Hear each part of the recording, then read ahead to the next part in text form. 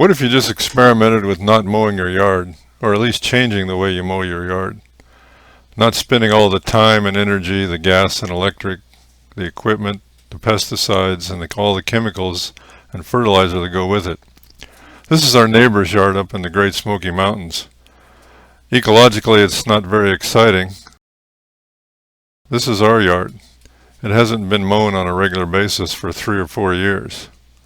In fact, it hasn't been mown so long that wild strawberries grow in the shady parts of it every spring. A lot of people think that these three-leaved plants that grow in the yard are weeds and they kill them. In fact, they want to kill all broadleaf weeds. But what if you experimented with letting a good thatch grow and getting a whole variety of natural seeds growing in your yard? Something to think about.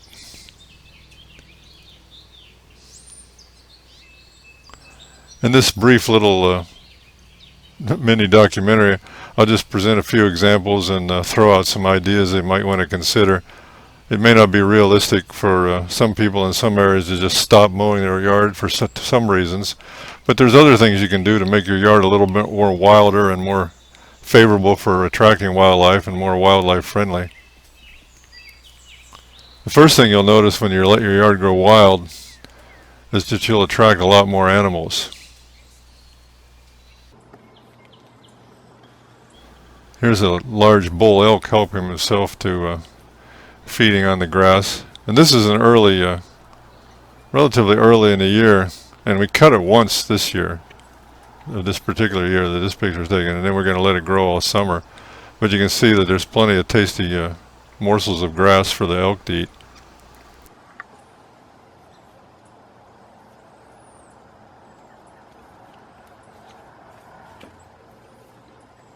If you're really lucky, and sometimes you'll attract animals like ruffed grouse and wild turkey.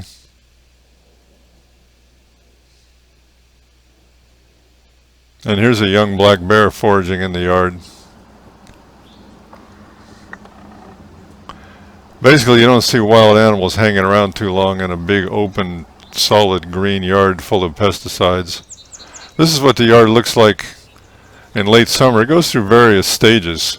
But generally speaking, if you don't mow a yard for a whole year or two, the grass and the weeds and things don't get much higher than knee high. And one of the things that you can do is selectively pick out the woody, don't let tree saplings and really noxious weeds take a hold.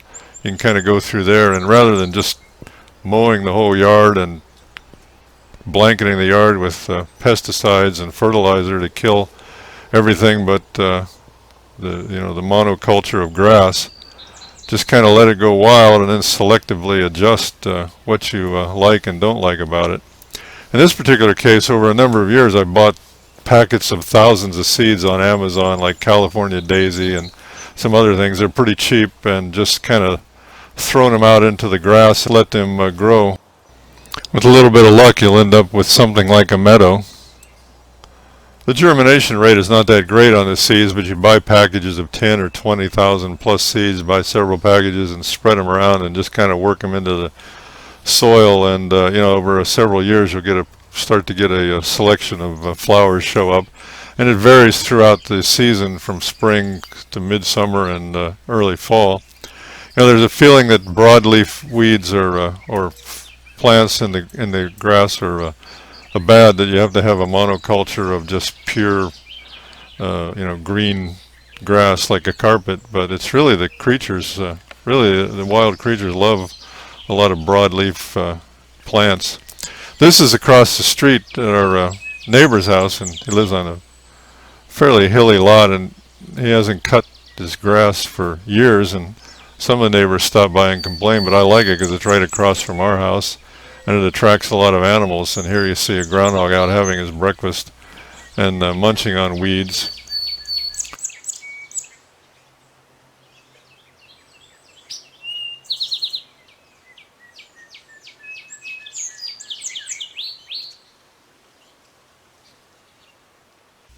Now obviously it may not be practical for a lot of people to just totally stop mowing their yard, but depending on how your lot is situated, whether you have any woods at the back or whether you have an open or a common area around there that you can allow to grow a part of your yard to grow wild. For example, animals like deer and turkey and most animals really love really sharp boundaries.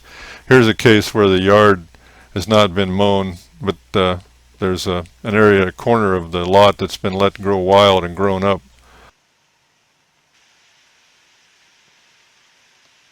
This is actually my parents' house up in Ohio, where the yard is mown on a regular basis, but a corner of the lot is just left to go wild, and a lot of deer pass through there and other things like that. The other thing is you can do something like what you see here is where you mow it in strips and leave like islands of wildness in there. And again, if you have noxious weeds like these you can just selectively pull them out and adjust them. This is a nice patch, just an isolated patch that's let grow wild, and it looks like a nice bouquet of wildflowers. And as you let it grow, as you see here, you see a lot of like short plants that grow in there, almost like lichens and short evergreen little bushes and plants that might grow down in there in the shade. And here's another example of just leaving a few spots open. Anything that'll provide some variety and some boundaries to attract butterflies, insects, birds. Shady areas can be particularly interesting sometimes to just let grow wild. If you're lucky, you might get a nice little stand of wild ferns going. Just want to throw a few ideas about your yard out there. I mean, we've experimented for 1 year of just leaving it totally uncut, and this is what it looked like, after winter or late, early spring when the grass has all died back, and it doesn't really get that tall. If you don't cut it at all. Again, about knee high is about as high as it gets, and then in the winter it goes dormant and becomes thin, and then grows back again every year. And then throughout the year you have spring wildflowers, midsummer wildflowers, and late summer and early fall wildflowers. Some people would call them weeds, but weeds that flower or flowers. And what the other thing too is you allow a variety of seeds that are spread on the wind to take hold and grow throughout the year. So you start to see some reestablishment of natural plants of different layers, some that grow real short to the ground, some that grow tall, and some regular grasses. So another thing you can do, as I mentioned before, is just kind of let it grow wild and just kind of go through there and selectively remove what may be noxious or you don't like, and encourage other areas to grow. Cut some areas and leave islands uncut. Basically just experiment.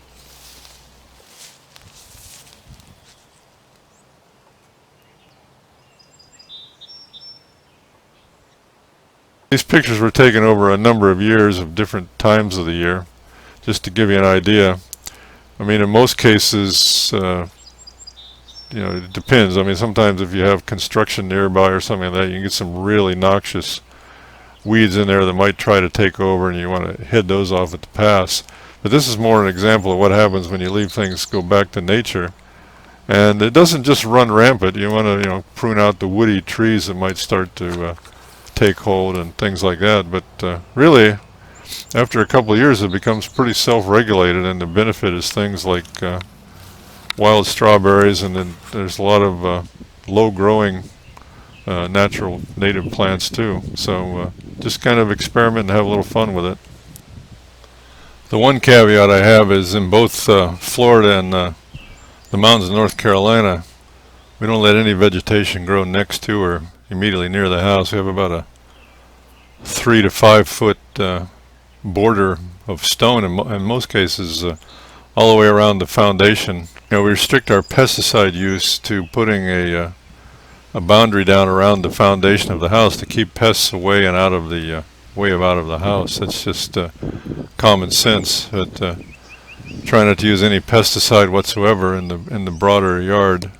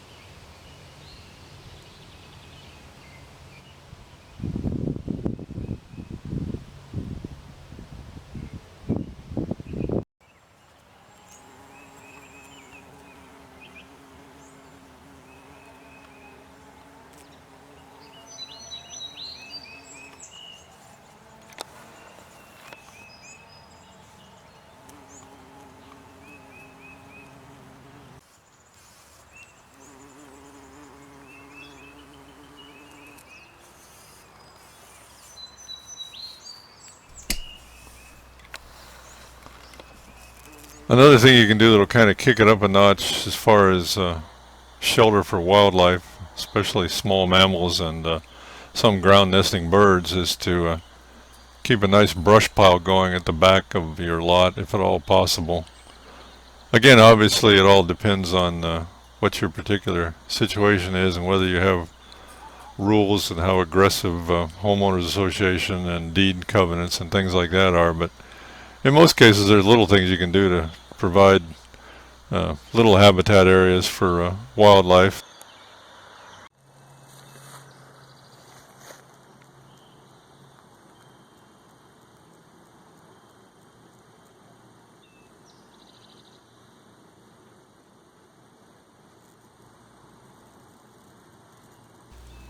But I think the point that I'm just throwing out here is just do what you can and experiment where you can and see what happens.